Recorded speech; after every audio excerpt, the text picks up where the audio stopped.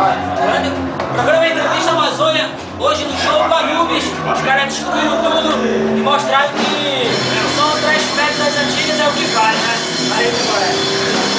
Valeu, velho, é isso aí, né, cara? A gente agradece, tava muito tempo sem tocar. Essa é a volta da banda aí, depois de gravação, troca de membro.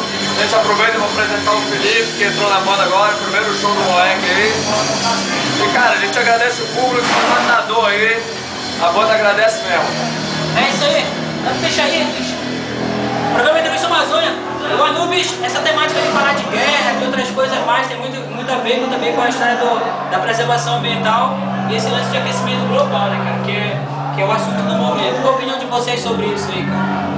O que vocês podem falar? Paçoca aí, cara. Cara, só filósofo ali, eu sou catedrático. Anubis na luta contra o aquecimento global. É o seguinte, depois de muitos anos aqui no Equador inconsequente, a semana está pagando preço aqui no Brasil. Sempre extraindo sem reforma, achando que vai virar tudo para sempre. Esse é o preço que a gente está pagando agora. Então tem que começar a se ligar no que deixar acelerado demais.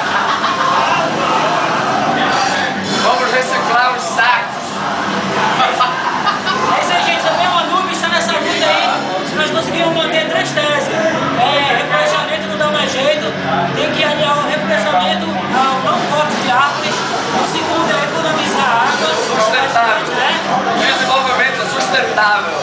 E o primeiro, que é o mais importante, é cuidar do lixo, que é a história da brincadeira. Os caras do Anubis estão aqui nessa batalha na luta contra o aquecimento global. Uma pergunta de vocês aí. Estão com o show pra fora? Qual é a história? Como é que vai ficar?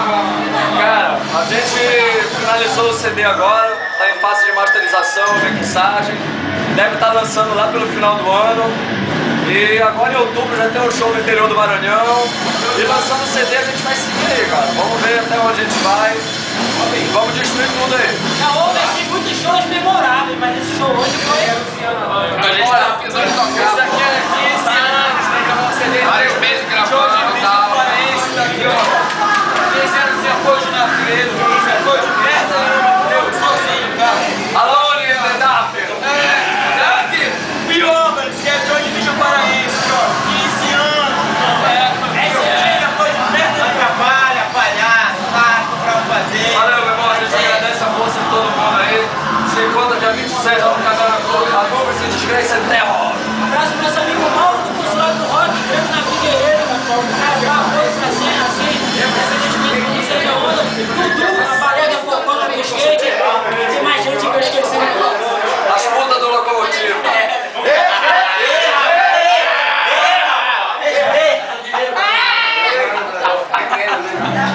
Falou pra mim,